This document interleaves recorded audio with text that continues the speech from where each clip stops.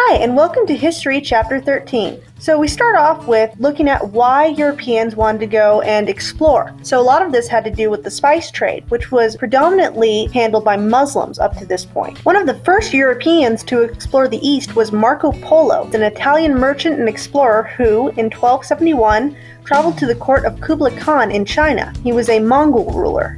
Now, Marco Polo's trip to China was over land, but Prince Henry the Navigator of Portugal sponsored the exploration of Africa and founded a school for navigators in 1419, which significantly aided in European exploration. Other things that were very helpful were the compass and the astrolabe, which were devices commonly used for navigation. The Portuguese had a lot of famous explorers, including Bartholomew Diaz, who in 1487 went on a mission that led to the discovery of a passage around Africa. The goal of all of this was, of course, to try and get to the east. Spain also wanted to get on board with all of this, and in 1492, they commissioned Columbus, an Italian explorer, to try and reach India by going west. Columbus thought the world was a lot smaller than it actually was, and he ended up in America and explored the islands of Cuba and Hispaniola. Because Portugal and Spain were rivals, the Pope put together the Treaty of Tordesillas in 1494, divided the world, giving the west to Spain and the east to Portugal. 4 years later, in 1498, the Portuguese explorer Vasco da Gama arrived in Calicut, which was a trade city in India. Back in the west, Pedro Cabral, another Portuguese explorer, discovered South America,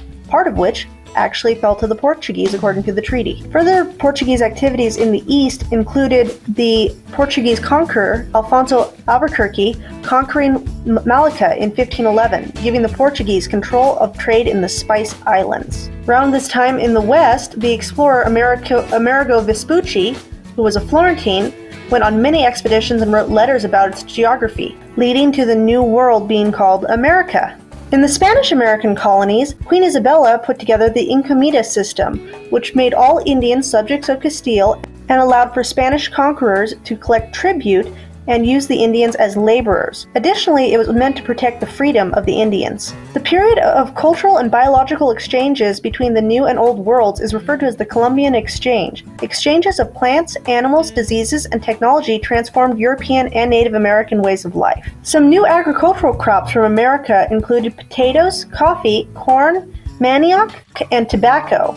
After Columbus's exploration, the Spanish explorer Ferdinand Magellan managed to sail west and reach the east. His ship was also the first to circumnavigate the globe. To facilitate trade in the east, the British East India Company was founded in 1600 and the Dutch East India Company was founded in 1602. Additionally, the Dutch developed the West India Company, which was founded in 1621. Along with both having an East India Company, both the Dutch and the English had the territory that is now known as New York. The Dutch originally had the territory and called it New Netherlands, but it was conquered by the English in 1664 and renamed New York. The English also had two companies meant to settle the New World. The first one was the Virginia Company, chartered by James I in 1606, with the purpose of establishing settlements on the coast of North America. However, unfortunately, this failed in a few years. After that, Charles I chartered the Massachusetts Company, which in 1629 went to colonize New England. The Portuguese soon realized there was money to be made in Africa as well as in the East, so Francisco de Almeida seized a number of East African port cities. The Portuguese ran into the Shona dynasty, Mwene Metepa, which had control of the gold trade in Africa. They were likely the builders of the great city of Great Zimbabwe.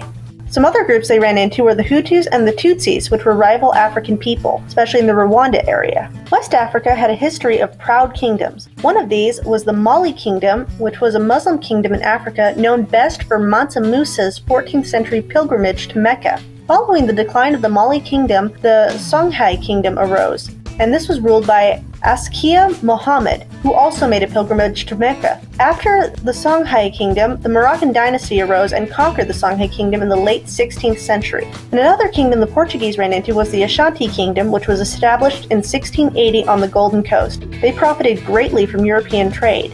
One of the major trades that was going on in Africa was slave trade. In fact, the slaves were often used in the Americas because they seemed to work better than the Native Americans who they would use for labor.